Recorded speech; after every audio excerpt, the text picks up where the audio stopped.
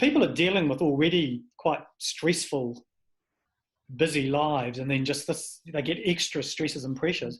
Could you just talk a bit about what actually happens to people when we put ourselves under, those high levels of stress? What's sort of going on, and how can we best manage that? I think the easiest way is kind of just thinking about coping capacity, and that we have so much, and then when we have multiple things that come at us, we just get squeezed, really. We get squeezed for enough coping space. And what happens, I guess, externally is that it comes out in some way. And for different people, it comes out in different ways.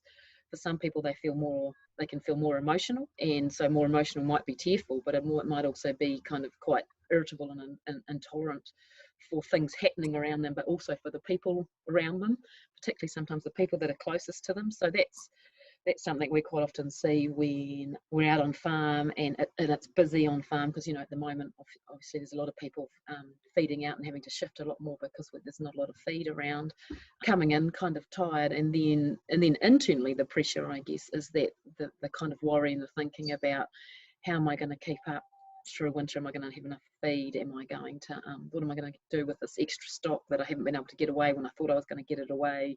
What's that going to mean for my profit line? What's this going to mean next year? So lots of kind of thinking and what ifs that kind of go on for people, and kind of becomes a bit overloaded in the brain space. It's been awesome to see just over the recent years the openness for the rural sector to be actually interested and understanding around the importance of what is going on for people when they're under a lot of stress and pressure. There's a key thing about that in how we message ourselves and how we message other people, that this is not in any way a personal weakness. When if you start to show some signs of being under stress, that's literally, it's just like the cows or the sheep when you're under stress. How they show signs. Well, we equally show signs. So it's really, really important, I think, to separate who you are as a person, and that when your brain and body start to show signs of stress, that's quite a different thing. And so you're going to be proactive with your stock when you see that they're under stress. And so same thing, like actually thinking about it as a strength and being proactive that you're gonna do something about this is a good thing. What's sort of your top sort of bits of advice that if someone is picking up that they starting to see those signs in themselves, what are some of the things that work, that they could be integrating still into their very busy day?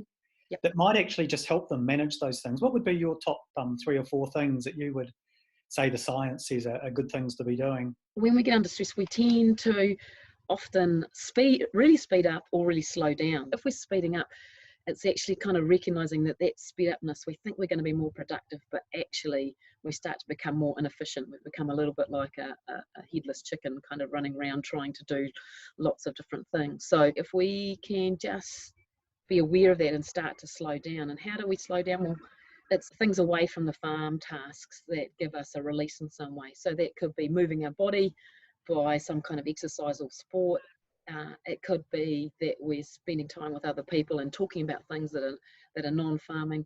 It's making sure we have cut-offs, because we start to do more and more and more, and it's actually like we need to have some breaks in our day and at the end of the day to get us off that treadmill of trying to go faster and faster and faster and actually getting less efficient. There's a psychologist in Australia that works a lot in this space, and he talks about that the antidote to stress is leisure and pleasure.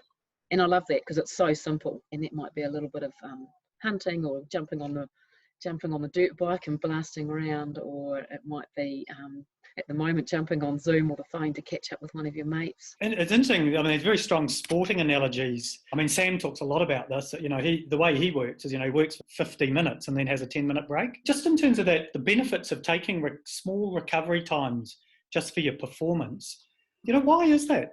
From a psychology point of view, what's sort of going on there? I think it's, really because the stress hormones in our body kind of pump us up to kind of go faster and to work harder and to be alert.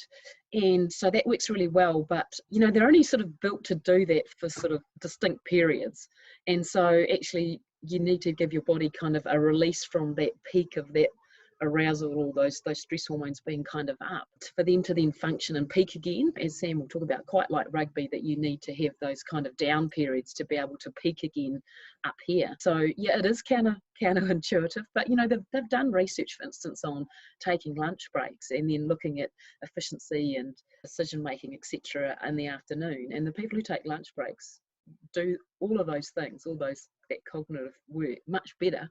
And yet, when we're busy, of course, our instinct is to kind of just to carry on and go and go and go. And you know, and of course, then there's the other side of it. If we don't take a lunch break, for instance, and we don't have fuel, you know, our brain needs glucose to work at its best, as do our muscles and everything else. So we start to go off our peak performance if we're not constantly refueling and having recovery breaks. Yeah, and then we'll probably be making better decisions with the regular challenges that we're facing. Yeah, that's right. Because when we speed up, our brain's kind of going off in lots of different directions. So that doesn't always mean that we then flow to really logical kind of problem solving. Whereas if we can kind of have some of that time where we bring that down, then then it just refocuses us, and we start to think more logically about how do we approach that task